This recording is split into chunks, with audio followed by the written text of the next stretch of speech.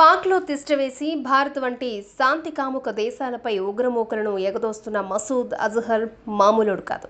పుల్వామా ఘటనకు సూత్రధారి అయిన మసూద్ గురించి ఇప్పుడు యావత్ ప్రపంచం చర్చిస్తోంది.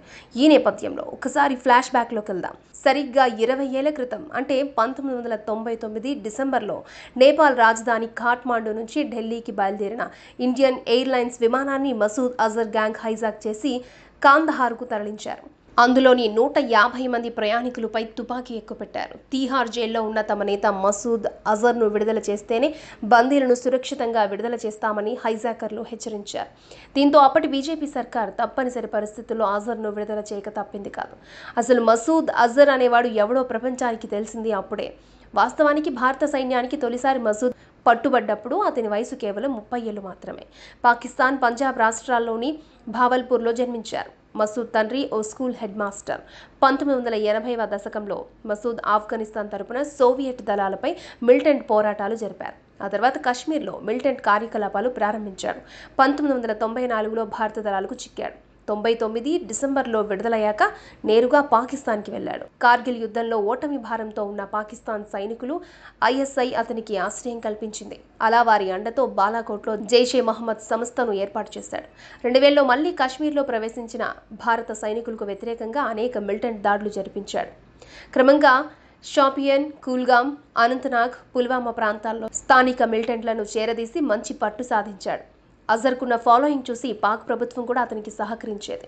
భారత్పై ప్రత్యక్ష యుద్ధంలో ఎలాగూ గెలవలేరు కాబట్టి అజహర్ రూపంలో జిహాదీలకు ఆర్థికంగా, ఆయుధాల పరంగా చేదోడు వాదోడుగా నిలిచింది. మసూద్కు పాకిస్తాన్లో ఉన్న సెక్యూరిటీ చూస్తే ఏదో ప్రపంచ దేశాధినేతలను తలపించడం ఖాయం. స్వయంగా ఆ దేశ జర్నలిస్టులే కొందరు మసూద్ సెక్యూరిటీపై అనేక కథనాలు ప్రచురించారు. అయితే పాకిస్తాన్ మాత్రం వాటిని ఏనాడూ అంగీకరించలేదు. మసూద్ అజర్ 1999లో భారత్ నుంచి విడుదలైన నాటి నుంచి ఇప్పటి వరకు భారత్కు వ్యతిరేకంగా 45 జైషే ఆత్మాహుతి దాడులు జరిపించారు.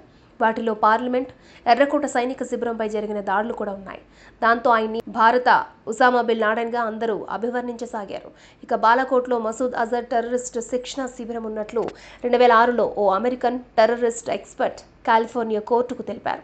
ఆయన అందుకు సాక్ష్యాలను 2001 నుంచి 2004 మధ్య శాటిలైట్ రికార్డ్ చేసి ఛాయాచిత్రాలను చూపించారు. ఎప్పట్లాగనే అప్పుడు కూడా పాకిస్తాన్ ప్రభుత్వం ఆ వార్తను ఖండించింది.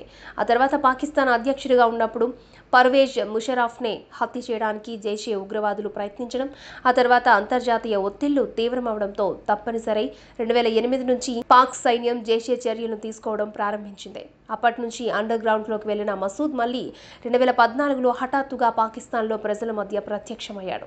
2016లో పఠాన్కోట్లోని భారత వైమానిక స్థావరాలపై జైషే ఆత్మాహుతి దాడికి పాల్పడడంతో మసూద్పై కఠిన చర్యలకు భారత ప్రభుత్వం పాక్ నుండి డిమాండ్ చేసింది. తాత్కాలికంగా మసూద్ను అదుపులోకి తీసుకున్న పాక్ సైన్యం రాచమర్యాదలు చేసి విడిచిపెట్టింది. పఠాన్కోట్ నుంచి పుల్వామా ఉగ్రదాడి వరకు జరిగిన అనేక ఉగ్రదాడులతో మసూద్ అజర్కు ప్రత్యక్ష సంబంధం ఉంది. ఇలా చెప్పుకుంటూ పోతే భారత్ను అస్థిరపరిచేందుకు మసూద్ అజర్ చెయ్యని ప్రయత్నం అంటూ లేదు. అయితే తాజాగా పుల్వామా ఘటనలో 40 మంది సిఆర్పీఎఫ్ జవాన్లను పొట్టనబెట్టుకున్న వైనంపై అంతర్జాతీయ సమాజం గుర్రుగా ఉంది. మసూద్ ఆట కట్టించాలంటే పాకిస్తాన్ తోడ్పాటు లేకుండా మాత్రం సాధ్యం కాదు. కనీసం ఇప్పటికైనా మసూద్కు అడ్డుకట్ట వేయకపోతే మరిన్ని పుల్వామా ఘటనలు తప్పవు.